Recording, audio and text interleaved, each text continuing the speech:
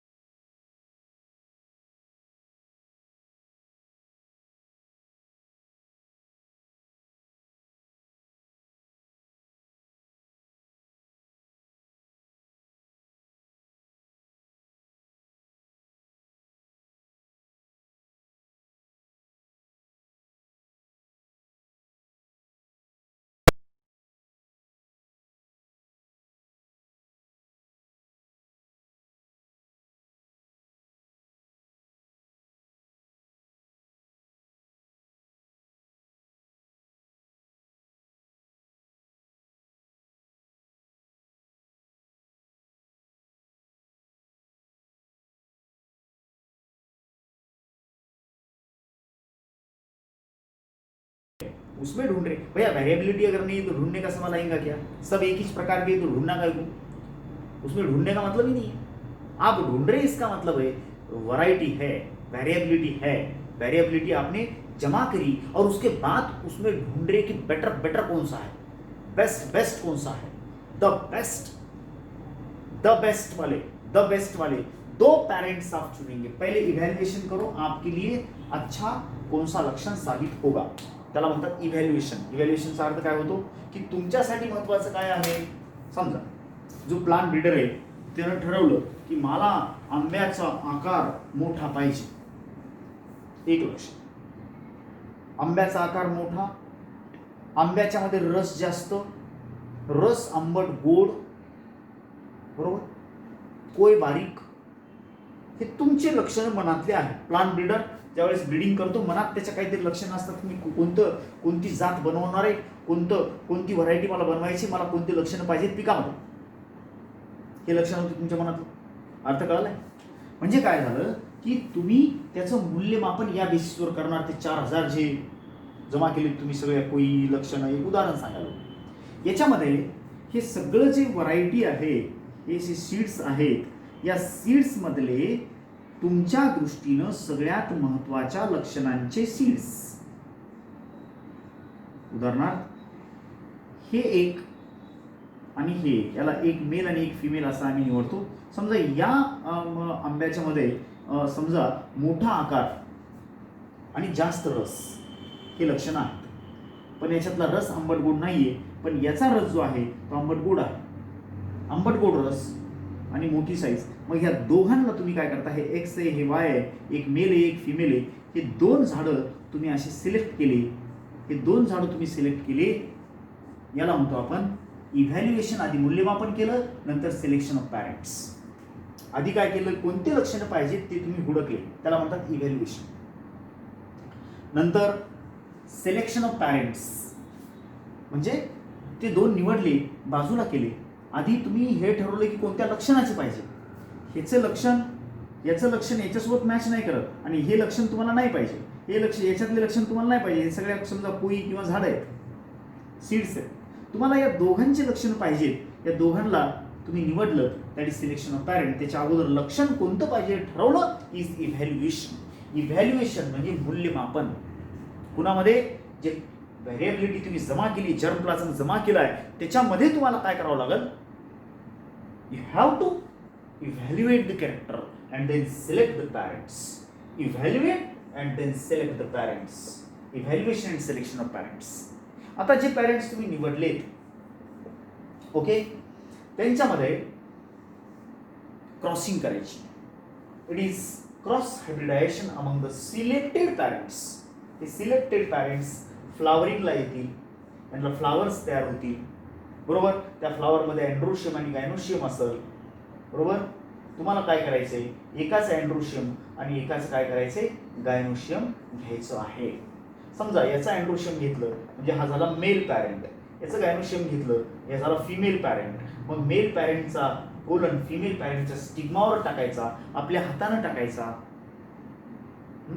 हे female parent आहे। समजा फिमेल पॅरेंट कोण असते की ज्याच्या स्टिग्मावर तुम्ही पोलन जमा करता, याचे पोलन याच्यावर पडू देत नाही, याचे जर पोलन याच्यावर पडले, अगर इसी के पोलन इसी स्टिग्मा पे पड़े, ये तो सेल्फिंग हुई, सेल्फ पोलिनेशन हुआ। आपका मतलब है कि इस मेल के पोलन इस फीमेल स्टिग्मा पे पड़े तो इसके गुण और इसके गुण मिलकर के एक आम मिक्स आम बनेगा अगली पीढ़ी में।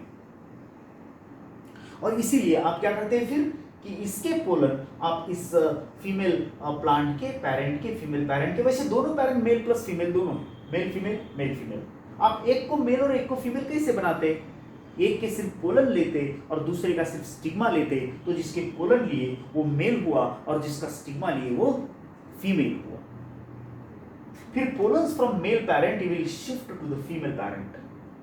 इसके बर्ड कंडिशन में कळीच्या अवस्थेमध्ये याचे पोलन याच्यावर टाकतो, कारण फूल जर बनलं तर याचेच पोलन याच्यावर पडतील आणि आमचा उद्देश सफल होणार नाही, आणि म्हणून आम्ही याचे पोलन याच्यावर टाकतो, that is cross hybridisation among the selected parents. Selected parents मध्ये क्रॉस का मतलब, एक का पोलन दूसरे का स्टिग्मा, एक का मेल एक का फीमेल, एक के पोलन दूसरे पे डाल रहे artificial pollination. This is the cross hybridisation of the selected parents. अब इंतजार करो, अब इंतजार करो कि इसको बीज बनेंगे, इसको बीज बनेंगे, इसको बीज बनेंगे। सपोज ऐसे आपने ऐसे जो है ना वो एक ही पैर नहीं रहती है, ऐसे हजारों पैर रहते हैं, सैकड़ों पैर रहते हैं। सपोज ऐसे फीमेल पेरेंट 100 है, तो 100 पेरेंट को मिल करके ऐसे कई हजार जो है वो फल लगेंगे। असंच तुम्ही केले कित्येकांच्या बाबतीत। सो अभी क्या करेंगे आप कि इसके बीज लेंगे, selection and testing of superior recombinants. अब मैं क्या बोल रहा हूँ ध्यान से सुनो। सपोज इसके पास आपको 1000 क्या मिले, फल मिले, 1000 फल के 1000 बीज, तो 1000 बीज हमने ऐसे लगा दिए। किसके लगाए भैया, इसके लगाए, क्योंकि ये सारे कौन है, हाइब्रिड्स है। ये सारे सीड्स क्या है, हाइब्रिड्स है। बोले हाइब्रिड क्यों है, क्योंकि कैसे पैदा हुआ बीज, यहाँ पे कैसे पैदा हुआ, एक का पोलन दूसरे का स्टिग्मा, ये एक पेरेंट और ये दूसरा पेरेंट, इनके मिलाप से ये बीज पैदा हुई आणि यांना तुम्ही लावणार आणि यांच्यापासून जे पैदा होणार हे हायब्रिडची पहिली पिढी आहे। This is the first generation, first filial generation, F1 generation. ही F1 जनरेशन जी आहे ती क्रॉस्ड आहे, क्रॉसिंगच्या नंतर तयार झाली है। It is produced by crossing, ये क्रॉसिंग के बाद बनी है। अब क्या करेंगे आप, इसके अंदर selection and testing of superior recombinants. Recombinants का मतलब मिक्स्ड कैरेक्टर बताने वाला। आपने ये क्रॉसिंग ही बेसिकली करी टू मिक्स द कैरेक्टर। मोठा आकार, जास्त रस, आंबट आणि गोड चव, हे दोन प्लांटचे कॅरेक्टर मिक्स झाले आणि तुम्हाला आंबा कसा पाहिजे। आता तुम्ही जे डोक्यामध्ये विचार घेतले होते ते कोणते होते, साईज मोठी, रस जास्त, आंबट गोड चव, आंबट गोड चव। 1 2 3 4 5 6 7 8 9 10 11 हजार, 10,000, 1,00,000 काही असतं। एवढ्या झाडांमध्ये तुम्ही हे 3 लक्षणं म्हणजे 3 लक्षणांचं कॉम्बिनेशन शोधाल। तुम्ही मनात जे लक्षणं घेतले होते कोणते होते, साइज बड़ी होना, रस ज्यादा होना और उसमें टेस्ट फलानी टेस्ट होना। तर हे कॉम्बिनेशन ज्या झाडांमध्ये आहे, ओके, असे रिकॉम्बिनंट्स शोधायचे। असं कॉम्बिनेशन जिथे जिथे आहे ते शोधायचे। मग तुम्हाला सापडलं की ही एक प्लांट आणि ही एक प्लांट, ही एक प्लांट, यांच्यामध्ये तुम्ही जे मनात धरलं होतं तेच लक्षणं आलेले आहेत। मग काय कराल तुम्ही, फक्त यांचेच बीज घ्यायचे, बाकीचे डिलीट मारा। फक्त यांचेच बीज घ्यायचे, कोणत्या कोणत्या नंबरचे, 2 4 2 4 6, म्हणजे यांचे लक्षणं कसे, यांचे लक्षणं कंबाइंड लक्षणं आहेत। या दोघांची मिळून लक्षणं तुम्ही जे मनात धरले ते लक्षणं आहेत। And that is why you will select, यांना सिलेक्ट केलं। टेस्टिंग ऑफ सुपेरियर रिकॉम्बिनंट्स, हे रिकॉम्बिनंट्स कसे, बेस्ट रिकॉम्बिनंट्स आहेत। तुम्ही जे गृहीत धरले होते लक्षणं ते कंबाईन झाली त्यांच्यामध्ये। दुसऱ्या काहींमध्ये झाले असतील पण ते तेवढे सुपेरियर नाहीये। तुम्हाला जे रिकॉम्बिनंट्स घ्यायचे, मिक्स्ड लक्षणवाले प्लांट्स घ्यायचे, ते सुद्धा बेस्ट वाले घ्यायचे। तुम्ही जे मनात लक्षणं गृहीत धरून क्रॉस केले होते ते यांच्यामध्ये दिसले। These are the superior recombinants. यांना निवडा आणि यांचे सीड पुढं काय करायचे, सेल्फिंग अँड सिलेक्शन साठी द्यायचे। पुढच्या कमीत कमी 6 ते 8 पिढ्या, 6 ते 8 पिढ्यांपर्यंत काय करायचं मी सांगतो। या प्रत्येकाचे सीड घ्या, लावले, ते झाडं निघाल्यानंतर तुमच्या मनातली लक्षणं त्या लाखो झाडांमध्ये तपासा। कितीमध्ये आले, समजा 5% आले, 95% फेकून द्या, म्हणजे बाजूला काढा आणि 5%लाच पुढच्या पिढीसाठी अजून लावा। याला सेल्फिंग अँड आम्ही सिलेक्शन असं म्हणतो। पुढं selfing and selection for 6 to 8 generations, 6 ते 8 पिढ्यांपर्यंत केल्याच्या नंतर तुम्हाला एक असं कॉम्बिनेशन मिळेल की ज्याच्यामध्ये 95% लक्षणं तुमच्या मनातले असतील, कदाचित 5% झाडं असतील ज्याच्यात तुमच्या मनातले लक्षणं आले नसतील। यालाच म्हणतो आम्ही नवीन जात आता निघू शकते। टेस्टिंग, रिलीज अँड कमर्शियलायझेशन, याचा अर्थ काय होते की 8 पिढ्यांच्या नंतर जे तुमच्या हाताला आले त्या सीडला एकदा टेस्ट केलं आणि त्यांना नवीन जात म्हणून, न्यू कल्टिव्हर म्हणजे नवीन जात म्हणून आम्ही त्याला जे आहे ते रिलीज केलं। नवीन जात म्हणून आम्ही शेतकऱ्याला देऊ शकतो। नवीन जात जी आहे ती वेगवेगळ्या भागांमध्ये आम्ही पाठवू शकतो की त्या भागांमध्ये त्या जातीवर पाण्याचा इरिगेशन म्हणजे कृत्रिम पाणी, रेनफॉल, प्रेशर, टेम्परेचर यांचा काय काय परिणाम होऊ शकते. अशा पद्धतीनं आम्ही त्या जातीला नवीन कल्टिव्हर म्हणून मान्यता देतो, नवीन जात म्हणून मान्यता देतो. पण ती तयार झाली by selection and testing, selfing and selection. प्रत्येक सिलेक्शन सुपेरियरिटीच्या बेसिसवर आहे. द बेस्टच तुम्ही निवडणार आहे आणि त्याच्यानंतर नवीन जात तुम्ही तयार केलेली आहे जी तुम्ही शेतकऱ्यांना लागवडीसाठी रिलीज करता. आधी टेस्ट करता. टेस्ट कुठं? वेगवेगळ्या एरियात त्याचा परिणाम कसा आहे. समजा ती जात आम्ही सपोज एखाद्या फलाण्या राजस्थानमध्ये दिली आणि तिथं ते झाडं करपून गेले, तर त्या ठिकाणी पुन्हा तुम्ही सीड्स नाही विकणार. कसं काय? कारण ते वातावरण त्या जातीसाठी सुटेबल नाही आहे. Suppose it is best for Madhya Pradesh, Maharashtra, Gujarat या एरियासाठी ते खूप चांगलं आहे, तिथं खूप चांगलं परफॉर्मेंस उसका मिला है, तो आप डिक्लेयर करते हैं कि ये जो वैरायटी, ये जो नई वाली कल्टीवर है, नया वाला जात है, नई वैरायटी है, it is better for this climatic area. Sorry. So this is nothing but testing. पहले टेस्ट किया, बाद में रिलीज किया फॉर कमर्शियलायझेशन, विकण्यासाठी ॲज अ न्यू कल्टिवर, नवीन जात म्हणून. सो दोस्तों, these are the steps of plant breeding. Steps. पहली step collection of variability. अलग अलग जो किस्में हैं उसकी अलग अलग वैरायटीज उसको कलेक्ट करना है. सीड्स या स्टेम या रूट या बर्ड्स के फॉर्म में बोले तो वो जीन्स कलेक्शन है. That is called as germ plasm collection. Germ plasm म्हणजे त्यांचं जर्म प्लाझम, सायटोप्लाझम नाही काढायचं. सीड जमा करा.